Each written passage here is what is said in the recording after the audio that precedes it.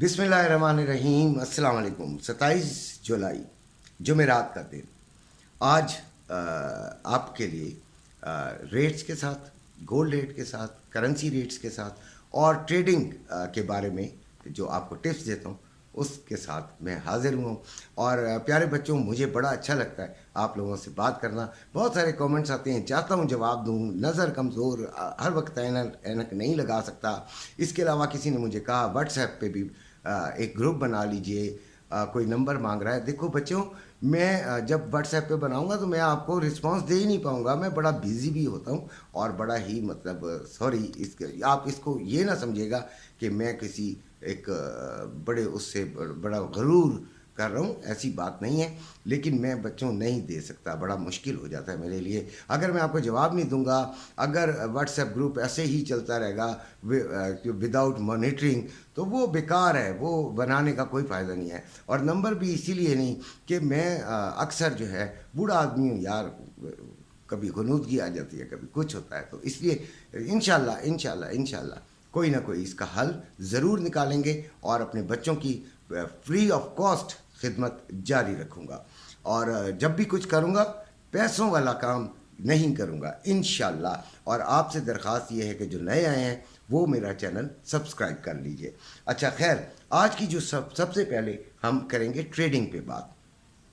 तो ट्रेडिंग में सबसे पहले आपको मैं फंडामेंटल डेटास के बारे में बताता हूँ कि वो कब आएंगे। और किसी ने सिस्टर ने या बेटी ने मुझसे पूछा कि टाइम भी ज़रूर बताया करें। तो देखिए, मैं बनाता हूँ ना तो ये पूरा ये वाला स्क्रिप्ट नहीं लिखता हूँ, मैं तो जो बोलता हूँ बस बोलता ही चला जाता हूँ, तो इसलिए भूल भी जाता हूँ। तो यूरोप मॉनेटरी पॉलिसी स्टेटमेंट आ रही है 5:15 पे।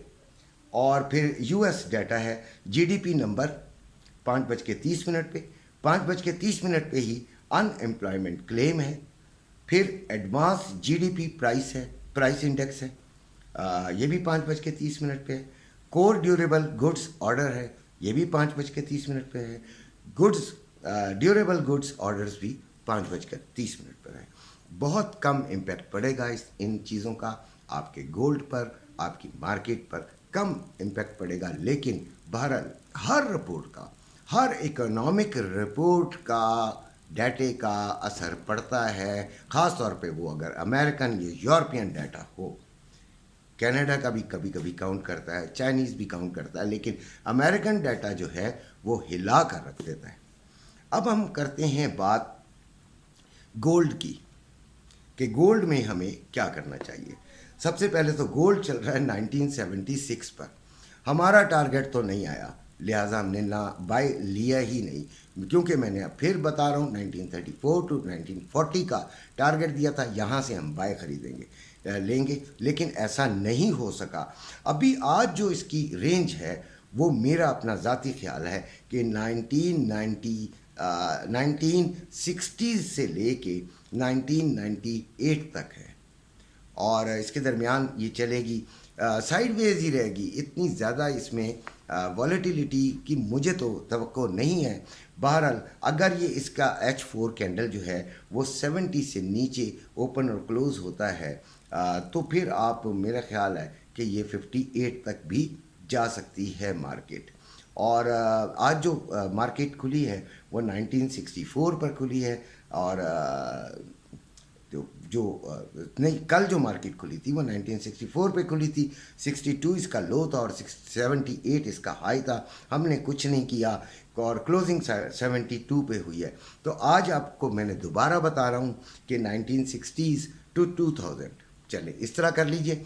आपने इसकी रेंज के अंदर स्कैल्पिंग करनी है, क्योंकि साइडवेज चलेगी, स्लो होगी, तो आप आराम से कर सकते हैं। और अगर आप चाहें तो इंट्राडे को भी इधर टेस्ट कर सकते हैं। जब 1960s में आए तो आप बाय ले लीजिएगा और बड़ी एहतियात से ऐसे लाजमी लगाना है। अब आते हैं ऑयल पर। तो 79.44 मैंने तो लिया हुआ है, सेलिंग में बैठा हुआ हूँ और बैठा हूँ बड़ी उम्मीद के साथ, यकीन के साथ। इंशाल्लाह ये नीचे आएगा और हमें 200-300 पिप्स का ये ज़रूर और ज़रूर हमें फ़ायदा देगा। तो लिहाजा अगर जिन्होंने नहीं किया वो आज ले लें, इसको सेलिंग में बैठकर देख लें। बाकी आपकी मर्ज़ी है। देखिए, मैं जो कुछ भी बताता हूँ वो आप लोगों की मर्ज़ी होती है। आपने करना है आप कीजिए, आपने नहीं करना नहीं कीजिए।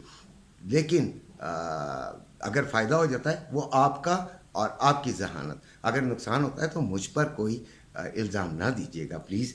अब ये देखें, आपने नहीं करना वो ठीक हो गया, आप अपनी मर्ज़ी से, आप अपनी बड़ी सोच समझकर ऐसा करें, लेकिन एसएल ज़रूर लगाएं। ये मेरे कहने पर ज़रूर लगा लीजिए। नैस्डैक 15,500 पे चल रहा है और इसका भी नीचे आने का चांस है। और देखें, ये ऑयल और नैस्डैक जो है ना अच्छा प्रॉफिट दे जाते हैं, लिहाजा इनमें ट्रेडिंग को ढूंढा करें, इनमें भी ट्रेडिंग की के लिए कोशिश किया करें। अब हम आते हैं गोल्ड की फ़िज़िकल पोजेशन पर, यानी कि आपके पास गोल्ड आपने ख़रीद कर रखा हुआ है और अब गोल्ड की क्या पोजीशन आ रही है।